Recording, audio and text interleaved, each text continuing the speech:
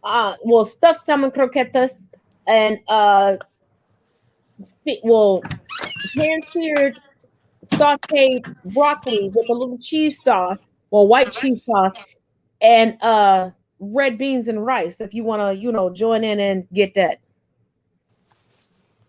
Xavier, it is amazing. And I make what's called I make a spring pasta salad where I also use the chicken spinach pasta. I mean the chicken spinach sausage in that too. And get it to you, get it to you, get it to you. Get it to you, get it to you, get Oh it. wow, I lost some weight since I bought this dress. Ew. Wait a minute. You trying to get Slim Dougie. Okay. Ew. Get your cat woman on. Get your cat woman on. People used to say I look like young Halle Berry, and now I see it. Yes. Go out of the bedroom. You know Well, better. it's better than what people equate me to. A lot of people say that they see Gabrielle Union, but specifically Gabrielle Union from Deliver Us from Eva. Ooh, I can see it. But then when I watch the movie, I'm like, shit, they're right. It's not bad. She's Especially beautiful. the scene where LL Cool J's character gets a whiff of who she is, and she's like, I am my ancestors. And and that's where I'm like, shit. I'm just saying, you have made it, you personally, for me, have made it okay for me to not only embrace the masculine side of my non-binariness, but the feminine side. Me? Yes, because the first night we talked, in a sense of trying to get to know who each other were, you made me feel comfortable in me being feminine and acknowledging my non-binariness. And the only reason why I didn't necessarily come out as the feminine side of my non-binariness is because I wanted people to get to know the non-binary of me, if that makes sense. Yeah, I just wanted you to feel comfortable because honestly, I just thought you were an awesome person. And I was so humbled and I was kind of fangirling that you wanted to be on the phone with me. I want to hear it. Do you know how when I found out that you followed me, I flipped my lid? I was like, oh! I shit you not. When I seen that you had followed me, I was like, Peter, Taz followed me. And he was like, is she in the fold? I was like, I don't know, and I don't care. I was like, I don't. See, my thing is, when you were like, oh, you can call me, here's your number. It was one of those nights Frenchie was off. It was a rare night that he was off outside of his normal off days. Yeah.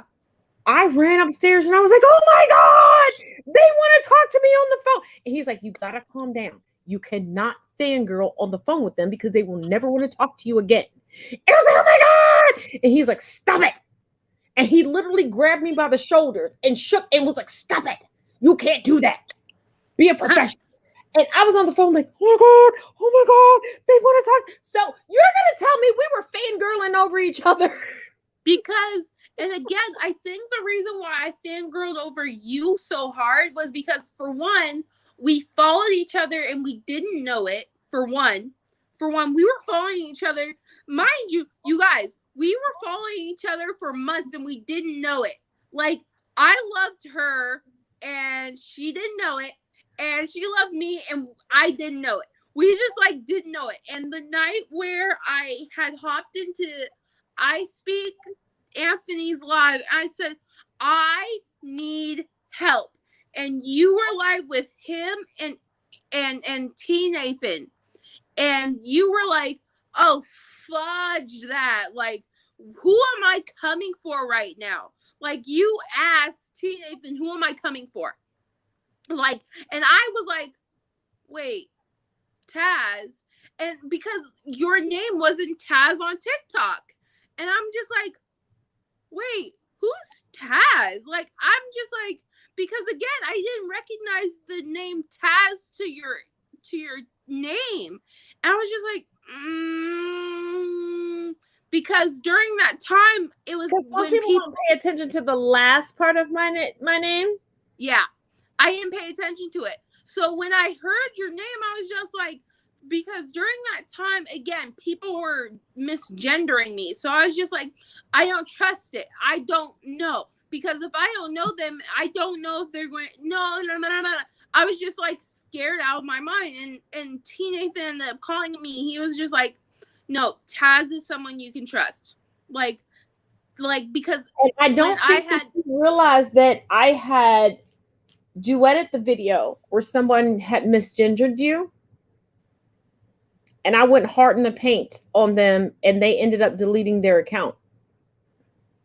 Because they were like, oh, fuck it. I am not fighting with her.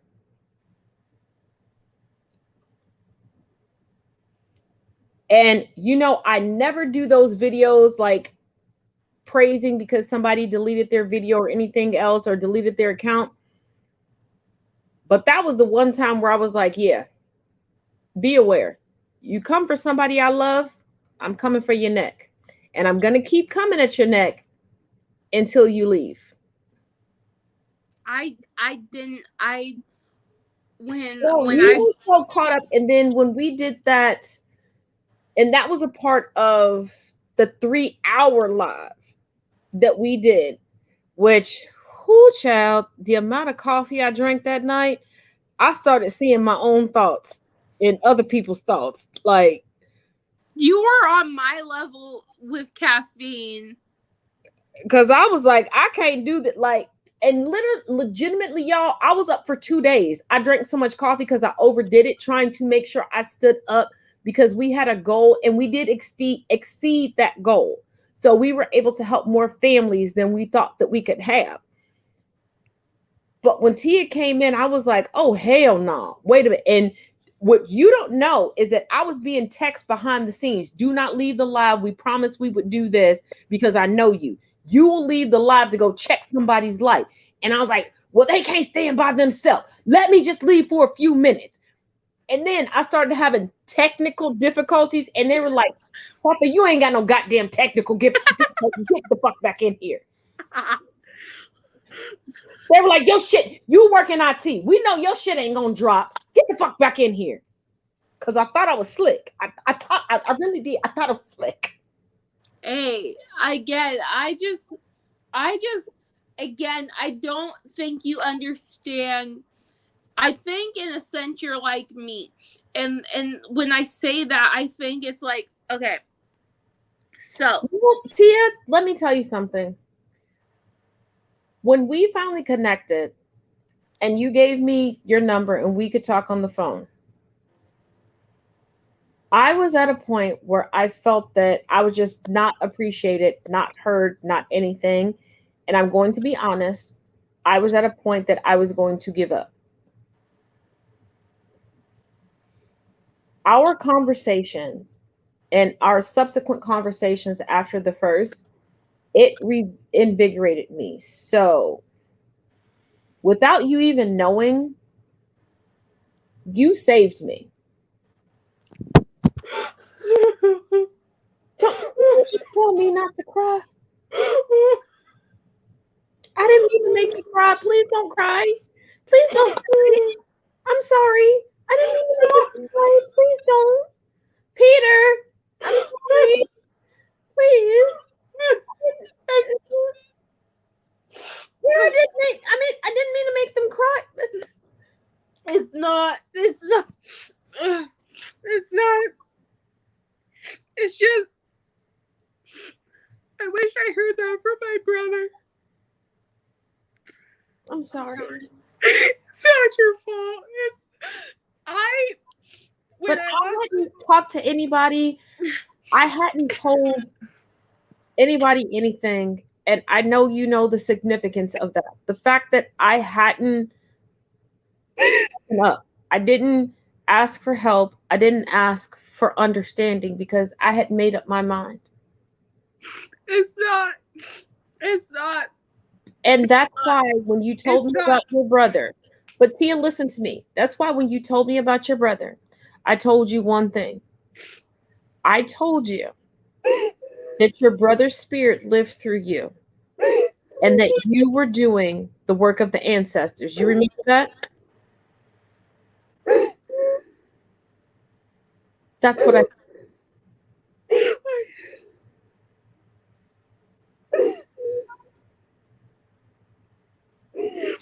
And you know what? You know when you called, when you text me to ask me to help you honor your brother? And I said, oh, let me go grab something blue. Do you know that blue dress that I put on? I had bought and it had been sitting in my closet. I had never worn it. I did not know why I bought that dress. You and I didn't know who each other were. I had just bought the dress and it was sitting in my closet. And at that moment, I knew why I bought the dress. We were destined to connect to each other. And for me to get on camera in a dress, you know what that took?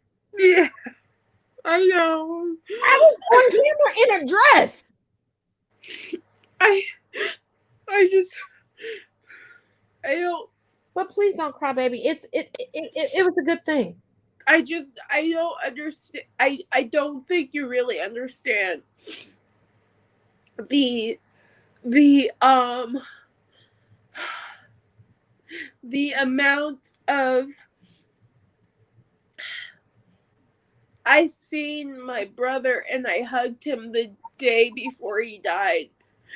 And when during the when my brother was alive, like we never physically hugged. We did this we used to do this thing where we like it was like a arm hug. We used to do this like little thing where we would do this like little thing with each other's arms on each other, and that was our like little goodbye.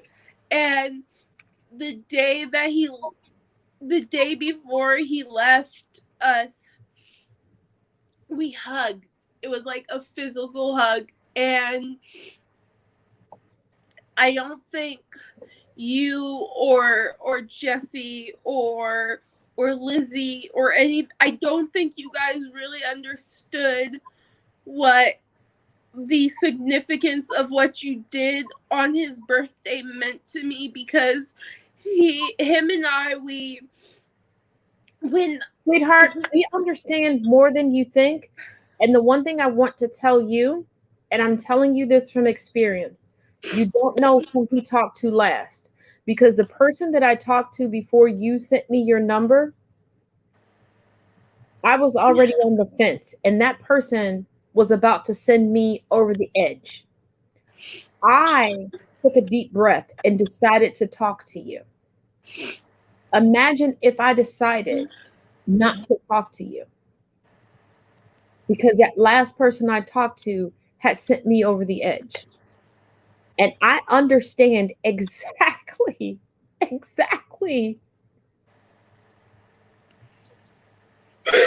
where you're coming from, because the night that I graduated high school, my best friend in the whole wide world got her diploma, walked 2 blocks away from where we graduated from, and took her life. I had hugged her, and she was the same way, where we were always arm length. She would hug me, we would fist bump, whatever, because she said those were her boundaries. And I respect people's boundaries. Yeah. But that night, I was too young and naive to understand the signal. When she actually let me embrace her, I didn't know that it was a call for help. And I live with that to this day. I've had therapists try to tell me to let go of it, and I can't. Because she held out long enough, because she wanted her mother to have the diploma to say that she succeeded in something. So we get where you're coming from. But realize, in the midst of your tragedy, just like you told me a few minutes ago. You're doing the work of our ancestors and more. And you're absolutely right. Yes, your soul is older than mine. It is, because I've called you for advice, correct? Yeah. And you touch people as much as you say that I touch people, but you touch people and educate them in ways that are uniquely yours. And you do it in a way that everyone is receptive to. I wish I had your gift, because I know some people can be receptive to my messages, but I you know I have am. that universal gift, that universal shine. You are like the goddess Isis that can touch everything as the sun rises. She's my deity. So you know I'm right. She's Everything that the sun touches, you are able to touch and inspire. Own it, baby. Own it. I just You have that. to everybody who's watching this, or to anybody who will watch this, and I just, Taz, you are one of the people that I hope that you go back to this live or to this video, and you listen to this every day. And T. Nathan and Anthony, I hope you guys all of you guys know that if it wasn't for you guys, I probably wouldn't be here today. Because that is well, everybody keeps trying to say that the fold is a cult. I think a lot of us have been saved because of the real, true connections we've been able to make through the fold. And we've been able to save and make, and most importantly, maintain each other. Thank you. Yeah. Maintain each other. Because at this point in my life, I don't want to go back to life without you and Peter. Oh, he's here. Y'all can't get rid of me at this point. Y'all got me spoiled, okay? I like being on the phone with y'all and chit-chatting and joking and getting into the lives and being like, and you know, Peter just letting me be confused for a few moments. And I love it. Like, I don't want to go back to life without you all. I don't. So I don't give a damn what happens. I will come knock on your motherfucking door. Like, you can't get rid of it. Open the door. Here. Open the door. I'll here. Then if this is the case, hold up. I'm going to make it real. Here, come to the door. What are you doing? Yep, that's how it will be.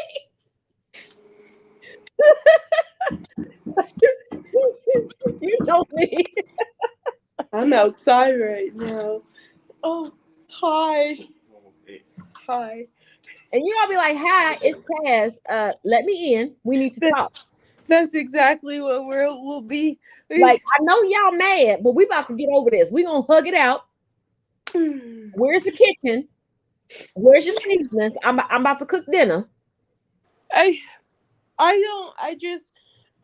will have to send Peter to the store to get me a bottle of wine, though. I have to give him my card and the code so he can go get us something to drink because we all know I need my ice water and my and my grape juice. That part. So I just want you to know Peter, that you hear me, Tia? You hear me? Y'all can't get rid of me. I don't want to. At this point, I'm like herpes. You stuck with me for life. Can you not use herpes as an example? I'm just saying, sometimes I'm going to aggravate you and you're going to want to scratch. Is there something else that's like... No, because sometimes I'm going to aggravate you and you're going to want to scratch. Chicken pox are the same? It's not as like... No, I've had chicken pox twice and I fear getting the shingles because I got shingles in my system, and I've I never heard had it was chicken pox. horrible. I have. I don't. Oh, and y'all need to stop buying into that lie that you can't have chicken pox as an adult, baby. I want to have chicken pox like Phoebe did on Friends. Yeah, it ain't. Phoebe, Like when first of all, Phoebe had the most wonderful pregnancy with twins that anybody has ever had. oh, Phoebe was my soul animal. Well, you know that because she kept singing "Smelly Cat." That's why I think that's what kept her protected because she kept singing "Smelly Cat." Smelly cat, smelly Yeah, cat. when I have a bad day, y'all, I start singing "Smelly Cat," and it does turn my day around. I don't know if it's because I'm laughing all day because of "Smelly Cat." Do you have HBO Max? Of course, I do. Go Just like watch. Have you watched the Friends reunion? Oh, when Lady Gaga was on there. Oh, my Lanta. First of all, I was not expecting that.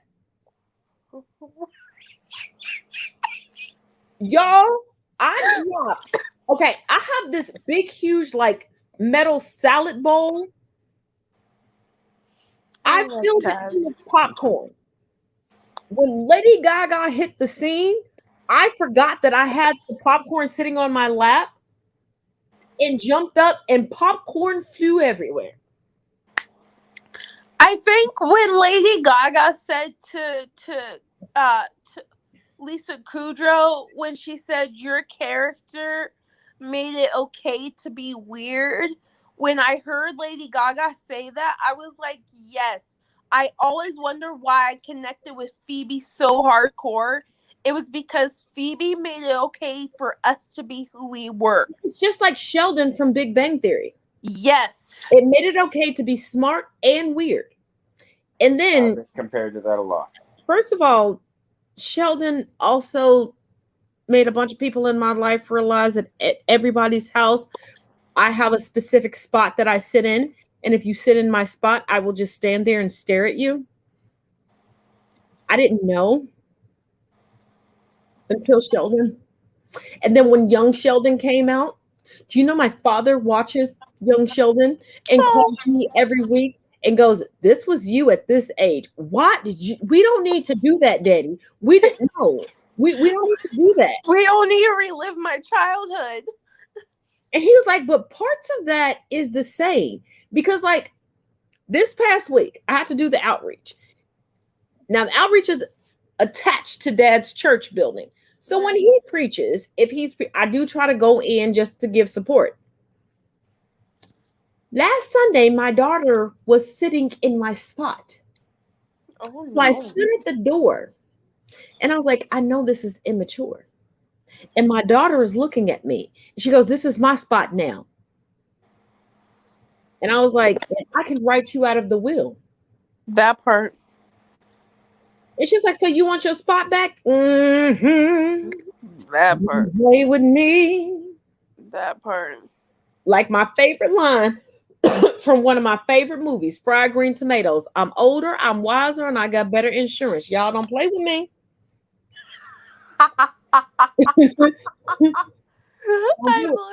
And my second favorite scene from my favorite movie is when old boy decided to be abusive and they chopped him up and barbecued him and sold him on the side of the road.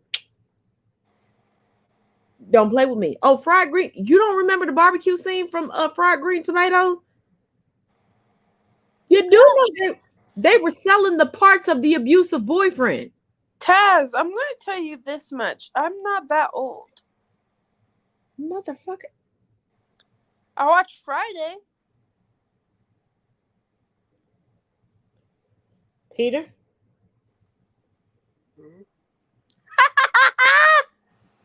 Hold on, wait a minute. You know what? I'm about to IMDb this. Hold on, wait a minute.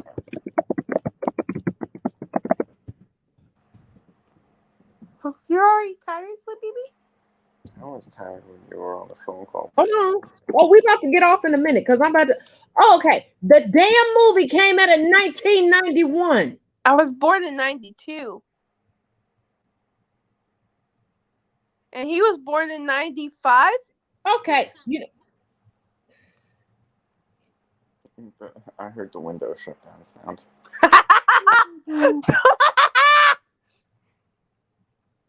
That part. So That part. we're And gonna that go. whoop. Xavier said, and that whoop. So evidently I'm old You're enough still to my be, younger sister. You're still my I'm old enough to be Peter's mama see. because my oldest child Where's was one of born our in stepmoms? 94. So One of your stepmoms. He said you're probably older than one of his stepmoms. But who's counting? You want to know something crazy? One of his I'm stepmoms. going to bed. I'm done with y'all tonight. I will talk to y'all again tomorrow. Taz, we love you.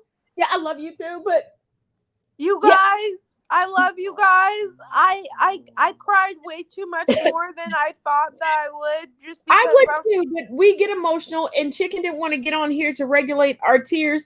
But as always, each one teach one, each one reach one, and look for us. Wait a minute, are you off tomorrow?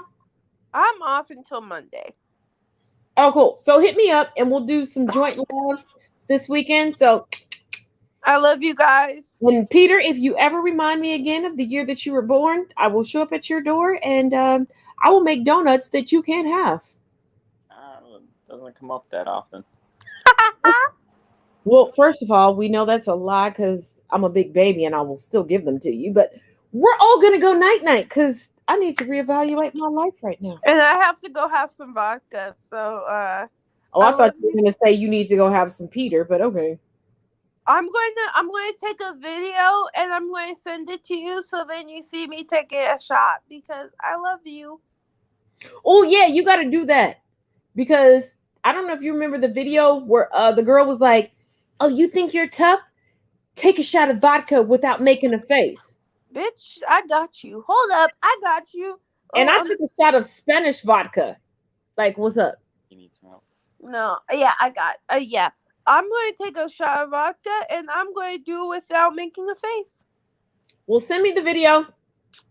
I love you guys. Thank you for letting me join. Always, baby. I love you. Love you. Bye. Love you, Peter. Well, good night, you all. And as always, each one reach one, each one teach one. Till next Friday.